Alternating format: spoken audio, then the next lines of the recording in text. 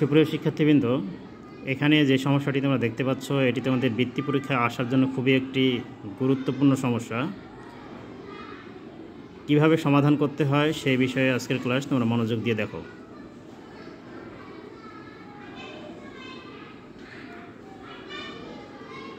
সমাধান প্রথমে অঙ্কটি পড়ে নিই।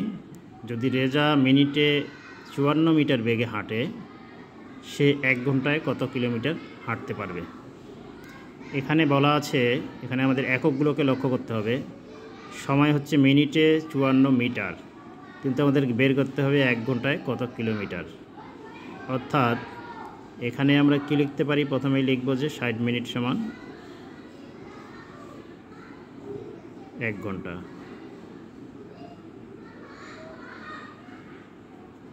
অতএব আমরা লিখতে পারি যে 1 মিনিটে হাঁটে।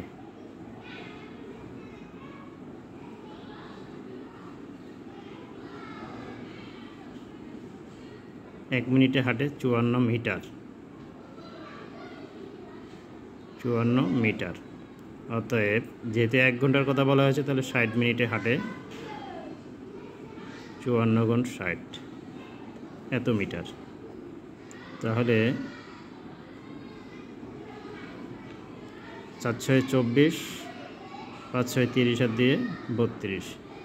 আমরা পেলাম যে 1 ঘন্টায় সে হাঁটে 3240 মিটার। এই 3240 মিটারকে আমরা কি করব? এখানে বলা আছে যে কিলোমিটার করতে হবে। তাহলে 1000 মিটারে 1 কিলোমিটার। অতএব আবার লিখতে পারি,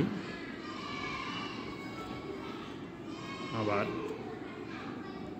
1000 মিটার সমান 1 কিলোমিটার। অতএব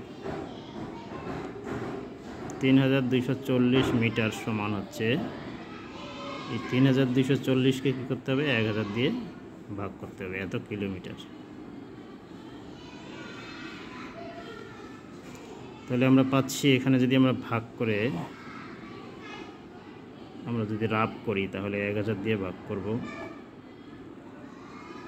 40কে। 3 বার দিলাম 3000, বিয়োগ করে পেলাম 240। এখানে দশমিক নিতে হবে। দশমিক নিলে হচ্ছে 2400, তাহলে 2 বার দিলে আমরা পাচ্ছি 2000।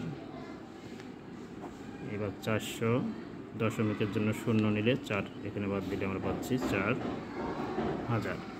অর্থাৎ 3.24 কিলোমিটার।